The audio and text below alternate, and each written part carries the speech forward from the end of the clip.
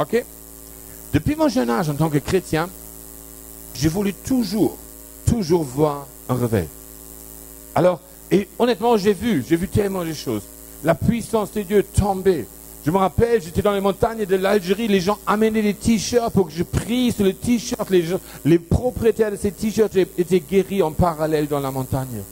Je voyais tellement les manifestations de l'Esprit, des milliers de personnes baptisées dans le Saint-Esprit, et c'était jamais le réveil. C'était des bons moments spirituels. C'était des phases gentilles, je dirais. D'accord? J'ai vu des moments de rafraîchissement spirituel. Quand la puissance de Dieu tombait sur les personnes, même sur les non-chrétiens. J'allais dans les rues dehors dans notre ville de Marseille, et les gens, ils étaient touchés par la puissance de Dieu. Ils étaient guéris, des aveugles qui ont récupéré la vue, mais ce n'était pas le réveil. C'était pas le réveil. Parce que le réveil n'est pas simplement une manifestation de la puissance de Dieu. Ça, j'appelle la vie normale du chrétien. Le réveil, c'est quelque chose de différent. Je me rappelle, quand je suis arrivé dans la ville de Marseille, j'étais jeune pasteur, 25 ans. Et j'allais à cette réunion de pasteurs. Désolé si je le raconte comme ça. Et le prochain plus jeune, il a eu peut-être 60 ans. Alors j'étais de loin le plus jeune. J'étais, à Marseille, on appelle ça un minot, un petit. J'étais vu comme un petit. Alors j'étais là, première réunion, et les pasteurs me regardent et disent, qui tu es?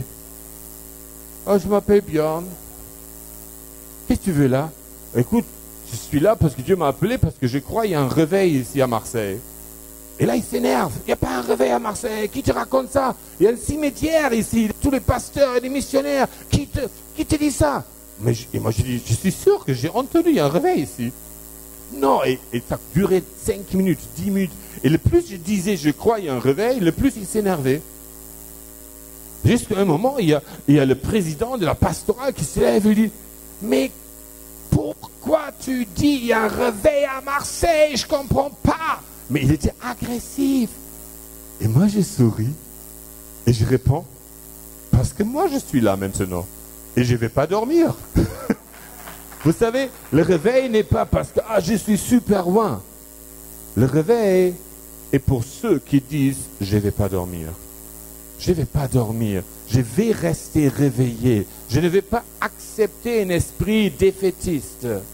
J'aimerais regarder aujourd'hui, à travers cette prédication, un peu de quoi, qu'est-ce que c'est vraiment un réveil? Si on parle de réveil, on prie pour le réveil, peut-être tu pries pour un réveil. Mais il faut savoir qu'est-ce que c'est un réveil. Ok? Alors, quelques-uns pensent le réveil, c'est quand les gens se convertissent facilement. D'autres pensent le réveil, il y a encore plus de manifestations de la puissance de Dieu. D'autres pensent qu'il n'y a plus des oppressions spirituelles, la vie devient facile, je ne sais pas. Alors j'ai cherché. Moi je suis simple. Je dis, Google, dis-moi, qu'est-ce que c'est un réveil? Et j'ai regardé plein de définitions différentes. Et j'ai trouvé une définition qui m'a vraiment interpellé. J'ai là sur une des images, regarde. Le réveil, dans cette définition, tu peux le trouver? L'image, comme ça on peut tous le lire ensemble, parce qu'il est très bien explicatif. Le réveil commence lorsque, voilà, à moitié, ok. Le réveil commence lorsque les croyants sont profondément insatisfaits de la vie spirituelle, de l'Église en général et de la leur en particulier.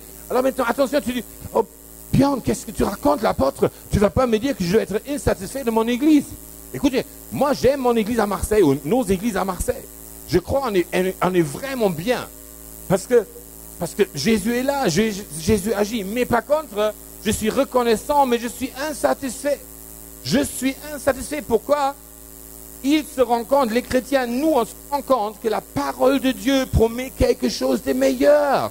Je crois qu'on n'est pas encore là au niveau. Si moi je me compare avec Pierre, Paul, Jacques, je dis, oh, c'est un niveau supérieur de moi.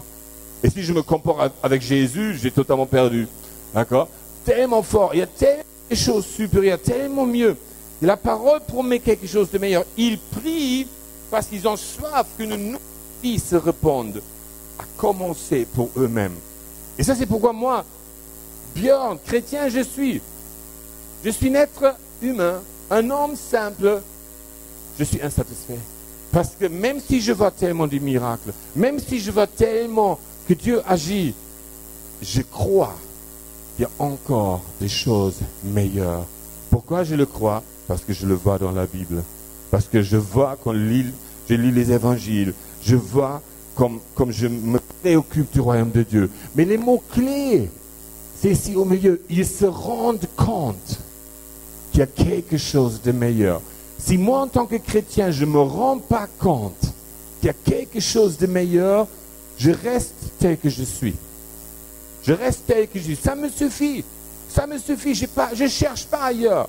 Mais la motivation de prier, comme il dit dans la dernière phrase, ils prient parce qu'ils ont soif qu'une nouvelle vie se répande. Et demande-toi cette question, est-ce que tu as une telle soif de vivre des choses encore plus fortes que tu commences à prier, chercher Dieu afin qu'il te montre comment y arriver. Comment y arriver. Alors, le mot-clé, il se rend compte. Et ça, on verra maintenant un peu dans la parole pendant qu'on avance. J'aimerais vous parler d'un homme, il est très connu. Alors, c'est un de mes personnages préférés dans la parole parce que je me trouve vraiment en lui. Et il a un côté, il a un zèle énorme et de l'autre côté, il fait en permanence des fautes. Il est très courageux et au moment, il a une grosse bouche en permanence, qu'on a l'impression, mais il est presque orgueilleux celui-là. Mais il est assez humble d'être parmi les 12 de Jésus.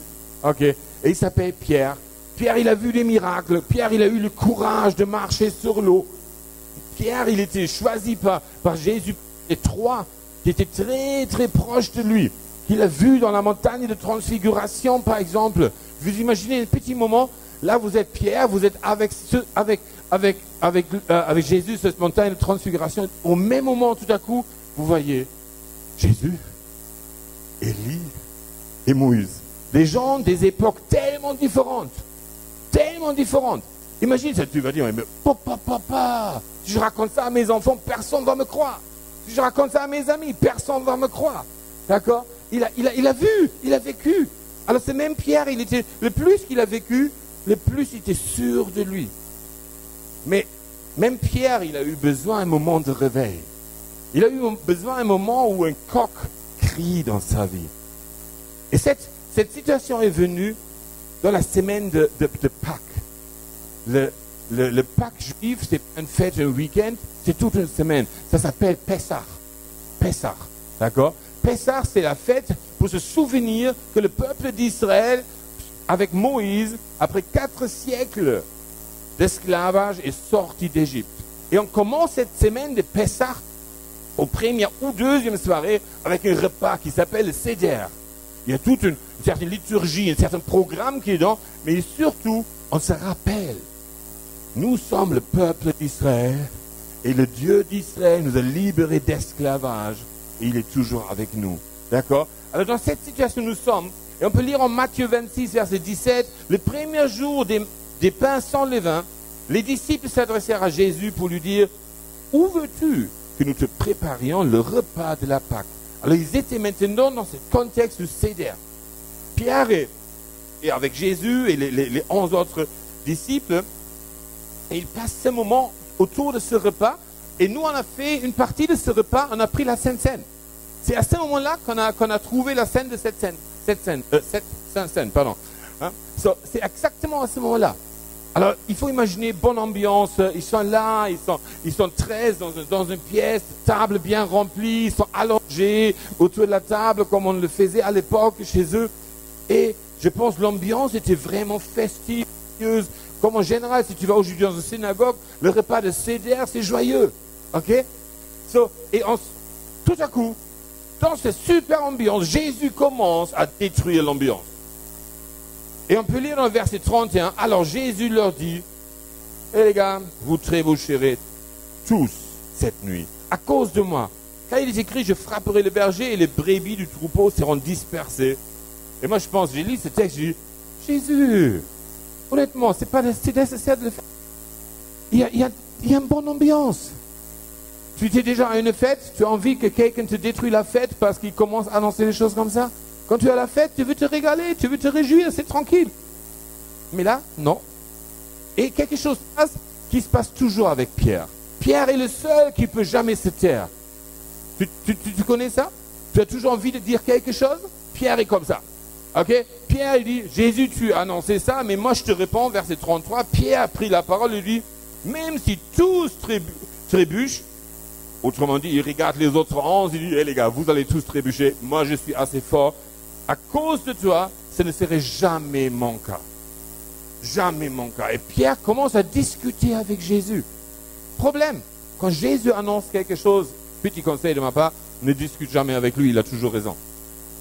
Il a toujours raison, d'accord? Alors Pierre, par contre, il ne peut pas se taire, il commence à discuter. Et tu dis, Pierre, c'est bon, assis-toi, même si tu penses que supérieur que tous les autres.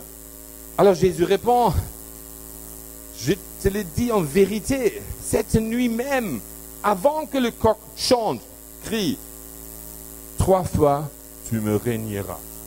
3 fois. Alors, Pierre, là tu as la réponse. Au début, Jésus disait simplement, tout le monde va trébucher. Là, tu commences à discuter et là, il te dit toute la vérité. Toi-même, ça devient pire que tous les autres. Tu vas trébucher et tu vas le nier 3 fois. Et comme Pierre ne peut toujours pas se taire, il continue de discuter. Au lieu de s'asseoir et de se taire, il dit, Pierre lui répondit, verset 35, même s'il me faut mourir avec toi, je ne te régnerai pas. Vous savez ce qui était le vrai problème de Pierre? Il ne se rendait pas compte de sa limitation. Il ne se rendait pas compte de sa force réelle. Et nous pouvons être des bons chrétiens. Je peux penser de moi que je suis un homme spirituel ou femme spirituelle fort. Et je ne me rends pas compte de mes limitations. Moi, je dis toujours, je ne suis pas mieux que les autres. Si d'autres tombent dans le péché, dis-moi pourquoi je ne devais pas tomber dans le péché. Je suis dépendant de Dieu. Si moi, je crois que je vais survivre sans jamais pécher, aucune chance. Même la parole me le dit. Celui qui dit qu'il ne pêche pas, il n'est pas dans la vérité. Il ne se rend pas compte. Il ne se rend pas compte de cette réalité. Ça veut dire il faut qu'on, en tant que chrétien, de se rendre compte de notre limitation. Parce que uniquement si j'arrive d'embrasser ma limitation, je peux entrer pleinement en ce que Dieu a préparé pour moi. Alors Pierre ne se rendait pas du tout compte. Pierre était sûr de sa grande victoire. Mais ce que j'aime tellement, peu importe ton état d'âme, peu importe où tu es là maintenant, Dieu a un plan pour toi et il ne change pas ce plan. La parole dit en Romains 11, verset 29, en effet, les dons et l'appel de Dieu sont irrévocables. Irrévocables. Dieu ne change pas son opinion sur toi. Dieu ne s'est jamais fait une illusion sur toi. Il sait exactement combien tu es faible. D'accord? Alors tourne-toi vers ton voisin et dis, hé, juste, Dieu ne s'est jamais fait une illusion sur toi. Dis-le. Jamais une illusion sur toi. Il est conscient que tu es faible. Il n'est pas, vous savez, ce n'est pas la situation que le Père est assis sur le trône, Jésus à sa droite, là ils appellent Björn, sois un apôtre. Là on a trouvé quelqu'un qui est vraiment fort. Et là, première fois, l'apôtre Björn, il pêche. Vous croyez que Dieu est sur son trône et tout à coup il est choqué. Le Père dit au Fils, mais purée, je ne savais pas que Björn pouvait pêcher. Mais qu'est-ce qu'on fait maintenant? Maintenant on a un apôtre pêcheur. Oh, tout est terminé. Il n'est pas choqué de tes limitations. Il n'est pas choqué de mes limitations. Ceux qui cherchent que nous soyons toujours prêts à nous repentir. Alors comme toujours, Jésus avait raison. Et notre histoire continue. Alors ils partent de cette cédère pour se rendre dans le jardin de Gethsémani. Pierre, qui était toujours sûr de lui, malgré les annonces de Jésus, j'en suis sûr, il n'a pas vraiment écouté parce qu'il était convaincu qu'il est le plus costaud. Jésus arrive dans ce jardin et les soldats viennent et le prennent prisonnier. Et là, le même Pierre qui avait encore grosse bouche avant, prend son épée et coupe l'oreille d'un soldat. Et honnêtement, soyons honnêtes, est-ce que vous me donnez l'autorité ici à l'église de prêcher si on dit avant hier j'avais coupé encore l'oreille d'un policier quelque part? Alors, c'est quand même, Pierre est quand même fort, hein? Il est tellement limité, mais Dieu ne change pas son appel. Malgré ça, j'imagine que Jésus est là, il regarde comment Pierre coupe l'oreille du soldat, il tourne le regard vers le Père au ciel, il dit, Père, qu'est-ce qu'on fait avec lui? Et le Père dit à Jésus, ce qu'on avait dit, on va l'appeler d'être l'apôtre. hein, d'être le chef même hein, dans l'église. Ok, alors c'est bon. Ok, ça va Père. Alors Jésus guérit vite le soldat et tu dis mais quelle situation. Moi j'aime imaginer les situations. C'est comique quand même. Si tu fais un film de ça, c'est une comédie. D'accord? Alors, ce qui se passe maintenant, Jésus est pris prisonnier, le soldat est guéri. Par contre, Pierre est un homme courageux. Et ça, j'aime avec lui. Il est écrit en verset 58, Matthieu 26, que Pierre le suivit de loin jusqu'à la cour du grand prêtre. Il entra et assis avec les serviteurs pour voir comment cela finirait. Alors pour Pierre, c'était clair, c'est la fin. Ça finit. Là, c'est le bout. Il n'avait pas de perspective, malgré toutes les promesses que Jésus avait données. Mais il voulait au moins savoir comment ça finit. Et quelques versets plus tard, à partir de verset 69, on voit comment Pierre voit la fin. Or, Pierre était assis dehors dans la cour. Une servante s'approcha de lui et dit, « Oh, toi aussi tu étais avec Jésus le Galiléen. » Mais il le nia devant tous en disant, « Je ne sais pas ce que tu veux dire. Je ne connais pas cet homme-là. Qu'est-ce que tu veux de moi? » D'accord? Il renie. Il ne se rend même pas compte qu'il est en train de renier.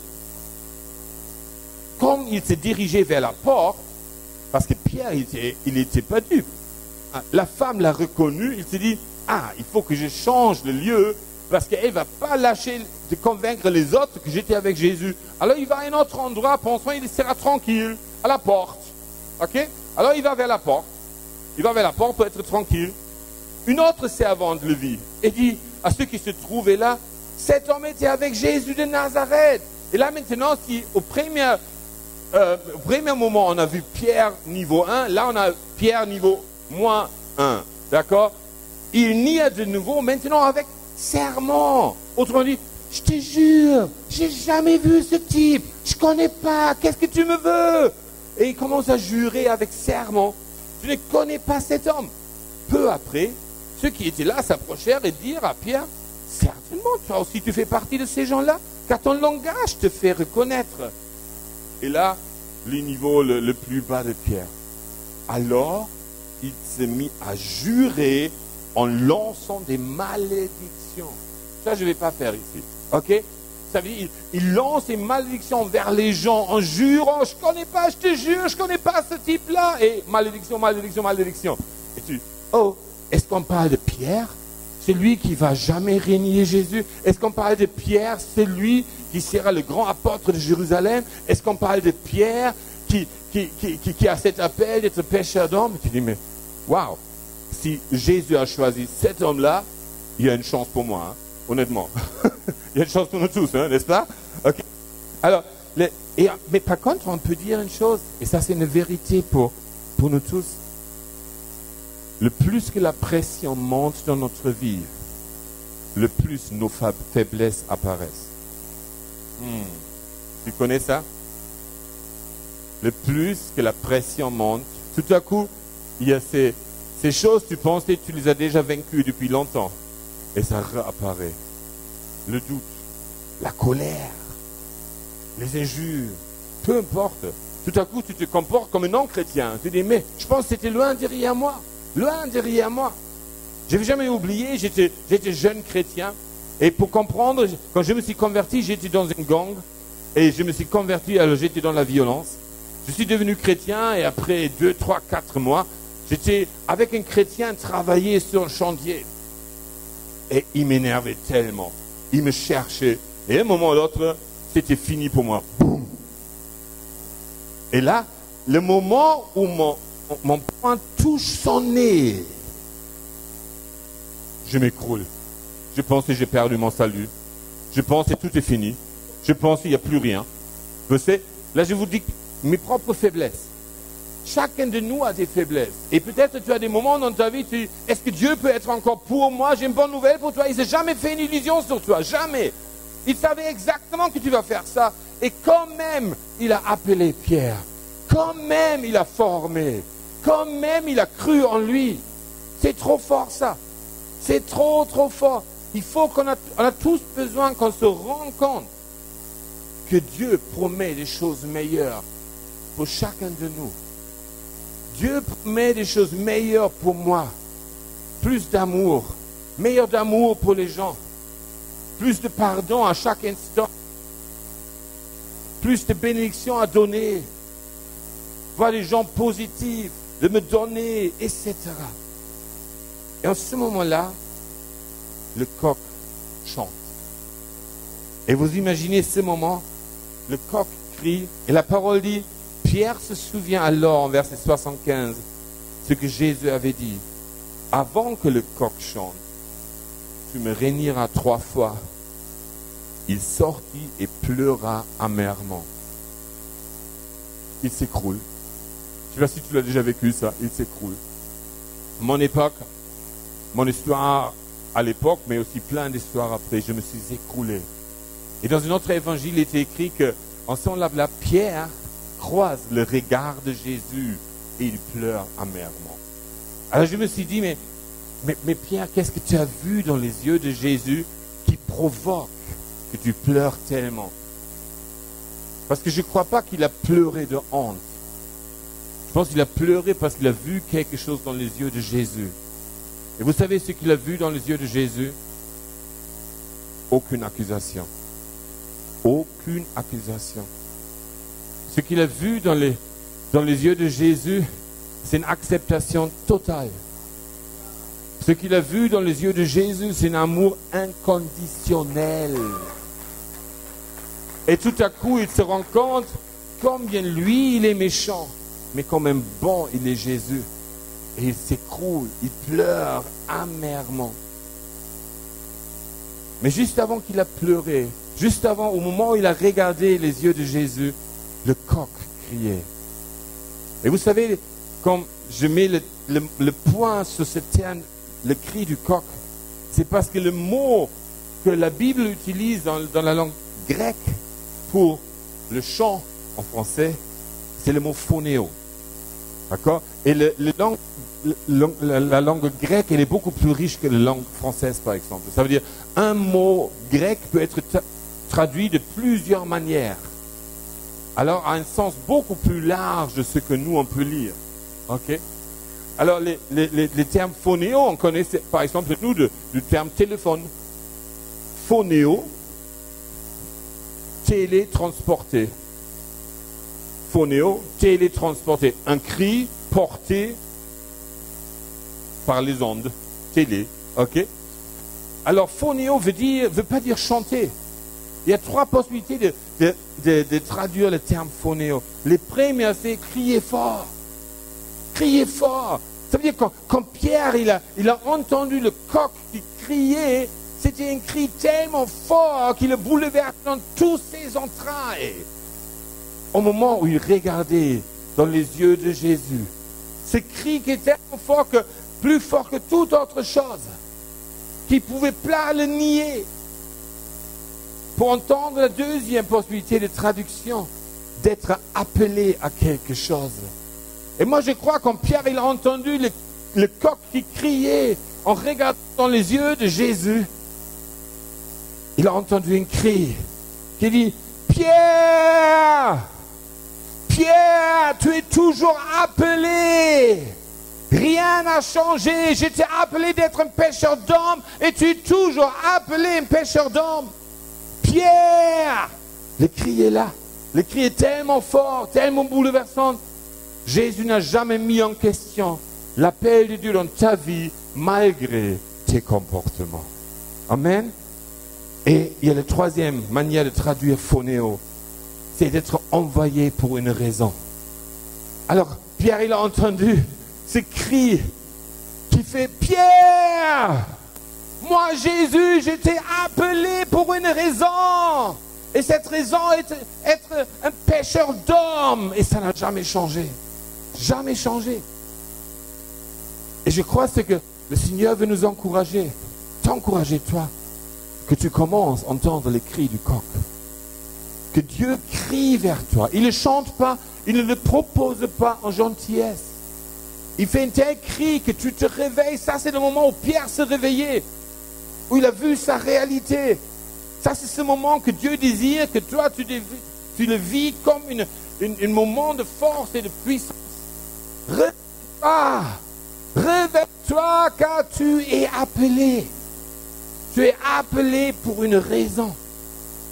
Que exactement ce cri nous bouleverse, nous touche au plus profond de nos entrailles. Accepter son appel ou recevoir son appel est une chose. De l'accepter et le vivre une deuxième. Et nous avons fait un voyage pendant ces derniers jours, pour ceux qui étaient là depuis jeudi. On a parlé de notre rôle en tant que chrétien, en tant que missionnaire, multiplicateur. Ça, c'est un appel de Jésus qui crie chaque fois quand le coq crie fort. Et au même moment, il crie fort que nous sommes tous appelés à faire des disciples, alors d'être des missionnaires et des formateurs, des entraîneurs. Chaque fois, et ma prière pour vous est que chaque fois, dès aujourd'hui, quand vous entendez un coq qui crie, que vous vous rappelez de cette prédication, que vous vous rappelez, comme un cri en vous, je suis appelé pour une raison. Je suis sur terre pour une raison. Je suis ici parce que Dieu a préparé quelque chose pour moi. Le coq qui crie a permis à Pierre de se rendre compte qu'il y a quelque chose de meilleur. Alors commence à chercher cette chose meilleure. Commence à imaginer comment Dieu t'utilise dans son royaume, en te multipliant, en apportant la vie et les bénédictions dans ton entourage, en être une lumière et d'être sel dans cette société qui nous entoure. Prenons un moment de prière maintenant, de nous mettre devant Dieu et de lui dire, Seigneur, je veux me rendre compte. Je veux me rendre compte qu'il y a des choses meilleures de ta part. C'est quoi ce meilleur? La vie de Jésus en toi et à travers de toi. La vie de Jésus en toi et à travers de toi. La vie de Jésus en toi et à travers de toi. Essaie à comprendre la raison de ton existence. Tu n'es pas un accident. Tu fais partie d'un plan parfait. Et personne ne peut prendre ta place. Personne. Ta personnalité, ta vie vécue, tout ce que tu es et ce que tu représentes est unique. Il n'y a pas un deuxième comme toi. Et chaque personne qui ne prend pas sa place pleinement dans son église crée un vide. Crée un vide. Dieu t'a créé pour exactement cette place. Il désire que tu t'y trouves et que tu vas y trouver un épanouissement, un accomplissement de ce plan pour ta vie. Et tout commence avec une simple décision de se lever et de se dire, Seigneur, j'accepte cet appel d'être sel et lumière dans ce monde. J'accepte cet appel d'être une bénédiction pour toutes les personnes de mon entourage. Ce que j'aime et ce que j'aime moi. Ce que j'aime et ce que j'aime moi. Permettez-moi de prier pour vous. Peut-être on se lève ensemble pour ça. Pour finir cette prédication. Est-ce qu'on peut s'élever pour qu'on prie? Alléluia. Saint-Esprit. Che la baba babara sirianda. Rebiriando. Recassata da rabubundo. Alléluia. Saint-Esprit, je te demande, Seigneur, que tu réveilles le cri du coq maintenant dans le cœur de mes frères et sœurs ici. Je te demande, Seigneur, qu'ils arrivent à embrasser leur appel, de le chercher, de le comprendre et de l'appliquer. Seigneur, merci que tu as pour chacun de nous des choses meilleures, des choses plus fortes. Et je prie au nom de Jésus que un développement spirituel soit libéré dans vos vies. Que vous allez grandir dans ces semaines qui viennent. dans la compréhension et connaissance de qui est Jésus et ce que Jésus veut faire à travers de toi. À travers de toi. Seigneur, je prie que tu donnes à chacun une stratégie, comment être un missionnaire dans son entourage. Et que tu donnes à chacun le courage d'être un entraîneur, une mère ou un père spirituel pour au moins une personne. Seigneur, je bénis cette église afin qu'elle se multiplie en nombre ici et en lieu de culte ailleurs. Je bénis cette église. Et je prie, Seigneur, que tu prends chaque femme et chaque homme, chaque couple et chaque famille, chaque maison, pour créer une réputation de ta gloire, de ta grâce, de ton amour. Seigneur, je te loue que tu t'es jamais fait une illusion de nous. Seigneur, et que tu utilises les hommes et les femmes faibles, limités, pour manifester ta grandeur, ta force, et que tu es non limité. Je vous bénis au nom de Jésus. Amen.